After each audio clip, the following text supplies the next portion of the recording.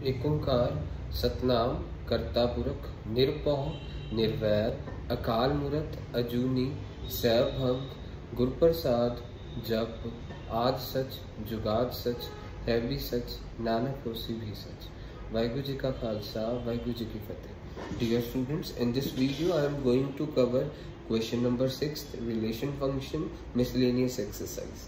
In this question you are being given sixth question is there, and we are going to do sixth question of miscellaneous exercise, relation function chapter, class 11. The function is given to you f x comma x square over 1 plus x square, x belongs to real number. आपको इसकी range निकालनी है। तो range कैसे निकलेगी जरा ध्यान से देखिएगा। मीन्स अगर x 1 होगा, मीन्स अगर x की वैल्यू हम 0 लेते हैं तो आंसर क्या होगा, 0/1 प्लस 0 का स्क्वायर 0 ही होगा। मीन्स ये हो सकता है, रियल नंबर तो कोई भी हो सकता है। मीन्स अगर हम x की जगह प्लस या -1 कुछ लेते हैं, मीन्स तो हमारे पास क्या होगा यहाँ पे, मीन्स +1 का स्क्वायर और -1 का स्क्वायर 1 ही रहेगा। मीन्स 1/1 + 1। अगर +-2 लेते हैं, मीन्स +2 ले लो चाहे -2, यहाँ पे चाहे +2 का स्क्वायर करो चाहे -2 का स्क्वायर करो, इट विल बी 4/1 + 4। तो अब ऐसे dot dot dot dot dot बिंदियाँ चलती जाएंगी, ऐसे चलता जाएगा। तो मेरे पास क्या आया, 0, 0, 1, 1/2, 2, 4/5। तो अब आप इसको जब सॉल्व करेंगे तो आपके पास क्या आ रहा है, मीन्स आप देख रहे हैं कि आंसर, मीन्स डोमेन तो आपके रियल नंबर है, कोई भी वैल्यू फिल करें, आंसर हमेशा 0, 0.5 कुछ ऐसे होगा। मीन्स पर 1 नहीं कभी आंसर हो सकता, मीन्स 1 से छोटा ही होगा, क्योंकि आपको पता है मीन्स ये भी x स्क्वायर ये भी x स्क्वायर। मीन्स अगर आप मीन्स दोनों x स्क्वायर होता फिर तो वो कट के 1 ही हो जाता, पर नीचे क्या है, x square over 1 plus x square. Means denominator बड़ा है न्यूमिनेटर से।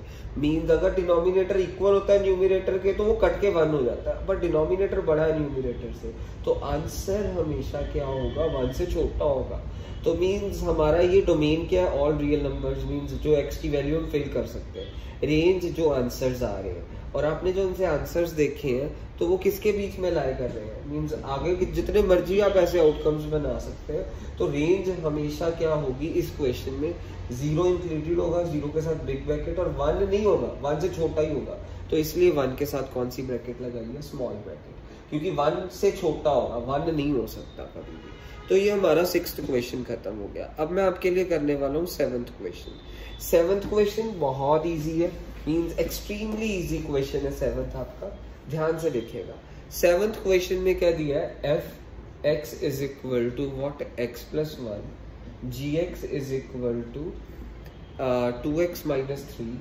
आपको निकालना क्या है, f + g, फिर f - g, फिर f / g। f + g क्या होगा, x + 1 + 2x + 3। f - g क्या होगा, x + 1 - 2x + 3। f / g क्या होगा, x + 1/2x + 3। तो मेरे पास क्या आ गया यहाँ पे, 3x + 4। यहाँ पे क्या हो गया, माइनस ब्रैकेट खुल जाएंगी यहाँ पे, x + 1 - 2x - 3। मीन्स मेरे पास क्या हो गया, -x - 2, और f / g यही होगा। ये क्वेश्चन खत्म भी होगा, ये क्वेश्चन नंबर 7 था। अब मैं आपके लिए 8th क्वेश्चन करने वाला हूँ। मिसलेनियस एक्सरसाइज है ये। कौन सा चैप्टर है, relations and functions, class 11th NCERT maths book. So अब 7th, ये हमारा 7th क्वेश्चन था बेसिकली जो उनसे हमने करा। अब मैं 8th क्वेश्चन करने वाला हूँ। ये बहुत इंपॉर्टेंट क्वेश्चन है, बहुत एक्सट्रीमली इंपॉर्टेंट क्वेश्चन है। सो आपके पास क्वेश्चन में क्या दिया है, फंक्शन ऐसे दिया हुआ है, 1, 1, 2, 3, 0, -1, -1, -3, और आपको बोला हुआ है f(x) = ax + b। ये क्वेश्चन में बोला हुआ है डिटरमाइन a एंड b। आपको क्वेश्चन में बोला है डिटरमाइन a, b। इस क्वेश्चन करना कैसे, जरा ध्यान से देखिएगा। a, b निकालना, मीन्स f(x) क्या होता है, y, मीन्स f(x) दूसरा नाम होता है y का। मीन्स ये x ये y, ये x ये y, ये x ये y, ये x ये y, ठीक है। fx दूसरा नाम है किसका, y का। मीन्स आप इसको क्या कह सकते हैं, y is equal to ax plus b। ये फंक्शन हमारे को ऐसे डिफाइन हुआ है, तो fx y का दूसरा नाम है ax plus b।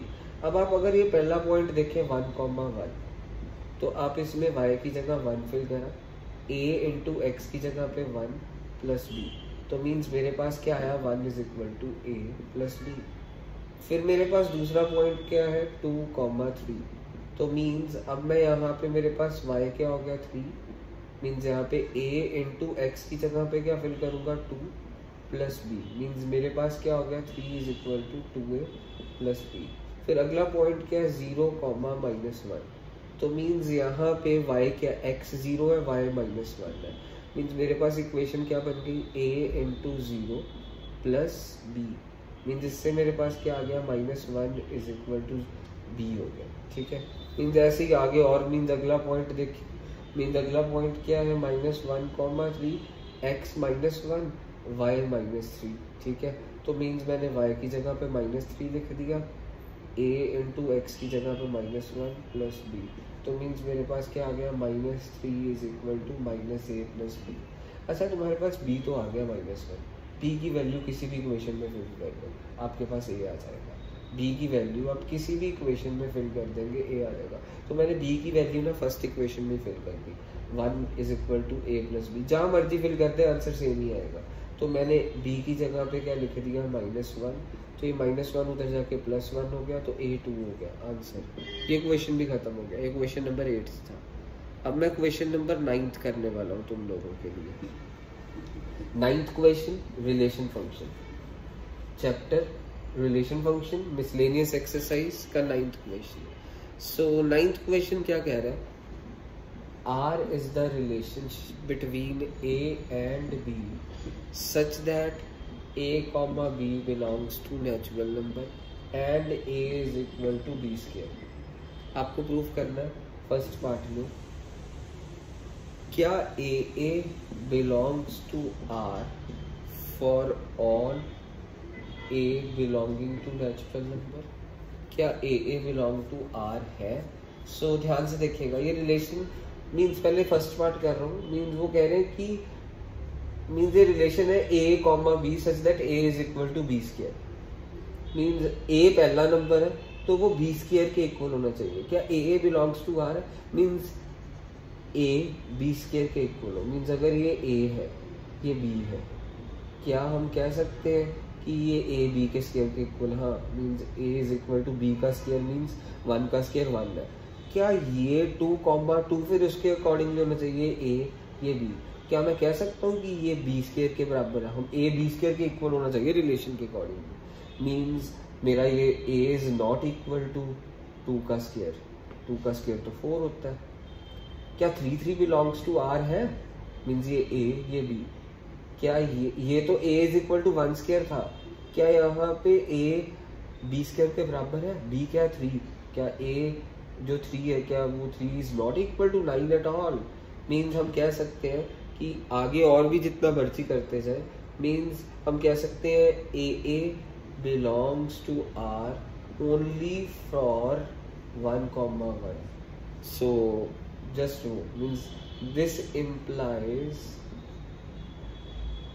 AA, means simply हम कह सकते हैं कि AA doesn't belongs to R in this relationship, क्योंकि एक चीज के लिए थोड़ा हमने तो हर रियल नंबर के लिए करना है, ये तो सिर्फ 1 के लिए एक्सेप्टेबल है, बाकी किसी के लिए भी ये रिलेशन एक्सेप्टेबल ही नहीं है। तो ये हमारा फर्स्ट पार्ट हो गया। सेकंड पार्ट में पूछ रहे हैं क्या AB belongs to R है, क्या this implies BA belongs to R, क्या ये ट्रू है, this implies B, A belongs to R, means for all, means क्या this implies ये relation R यहाँ पे क्या रिलेशन है, means R यहाँ पे AA belongs to R means relation, A belongs to all natural number, मैंने natural number ही लिए थे ना, 1 1 2 2, A natural number होना चाहिए, A natural number, ठीक है जी, A नेचुरल नंबर। इस सिचुएशन में रिलेशन बोला है, यहाँ पे कोई नेचुरल नंबर कुछ ऐसा नहीं बोला, कुछ भी नहीं बोला ऐसे, तो मैंने रिलेशन देखा अब मैंने देखा a कॉमा b, अगर मैं देखूं 4,2 बिलोंग्स टू r है, क्यों? 4,2 ये a है, ये b है। आपके एक रिलेशन के अकॉर्डिंगली पहला number must be the square of दूसरा नंबर। क्वेश्चन में रिलेशन के अकॉर्डिंगली पहला number must be the square of दूसरा नंबर। क्या हाँ ये a 2 के स्क्वायर के बराबर है? Yes, 4 is the square of 2। Means ये तो बिलोंग्स टू r कर रहा है, 4,2 बिलोंग्स टू r। इससे क्या कहते हैं कि इसको उल्टा करते हैं, क्या ये बिलोंग्स टू r है? मीन्स 2,4 क्या बिलोंग्स टू r है? क्या ये पहला number must be the square of दूसरा नंबर? क्या ये 4 के स्क्वायर के बराबर है? नहीं। तो हम कह सकते हैं, इसी एग्जांपल से हमने कह दिया, now we can say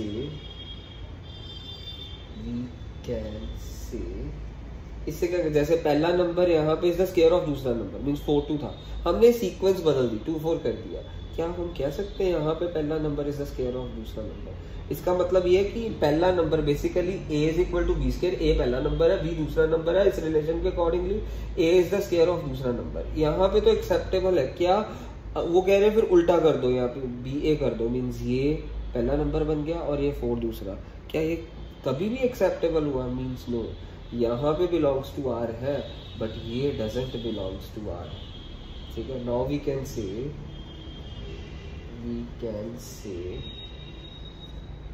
if a comma b belongs to r, then it is not necessary that ba will belong to r, that b comma a will belongs to r।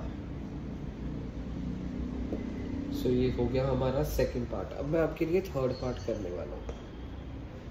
So third part में वो कह रहे हैं A B belongs to R, then B C belongs to R. Means ये दो चीजें दी है, ए बी भी बिलोंग्स टू रिलेशन है, बी सी भी बिलोंग्स टू रिलेशन है। क्या this implies A C belongs to relation है? क्या this implies A C belongs to relation है? मीन्स ये दो चीजें गिवन है, ये दो चीजें। क्या दिस इम्प्लाइज ये भी होगा? वो हम अभी आपको प्रूफ करेंगे। अब देखिए जरा ध्यान से, मैंने एग्जांपल ले लिया आपके लिए। यहाँ पे मैं कह सकता हूँ 4 या फिर 16,4 बिलोंग्स टू आर है। हाँ, दिस इज पहला number must be the square of दूसरा नंबर। यस, कंडीशन सेटिस्फाइड है। फिर मैं कह सकता हूँ यहाँ पे जो b है वो अगली बारी b बन गया, मीन्स ये सेम बन गया, ये a b है तो अगले के लिए ये b बन गया। तो फिर इसके लिए क्या होगा? 4 किसका स्क्वायर है? 2 का। तो मैं कह सकता हूँ ये भी बिलोंग्स टू r है, मीन्स ये a ये b हो गए। फिर वो कह रहे हैं यही b अगले का b बन जाएगा, क्योंकि b c बोला, फिर c इसके लिए ये हो गया। अब क्या हम कह सकते हैं a एंड c, a क्या है यहाँ पे 16, c क्या है यहाँ पे 2। क्या हम ये कह सकते हैं ये बिलोंग्स टू आर है? No, it doesn't belongs to R. क्यों? ये 16 is not the square of 2, so we can't say, it's false. So आपने लिखना है, सो इट इज फॉल्स कि A B belongs to R, B C belongs to R, this doesn't imply A C will belongs to R. That's it.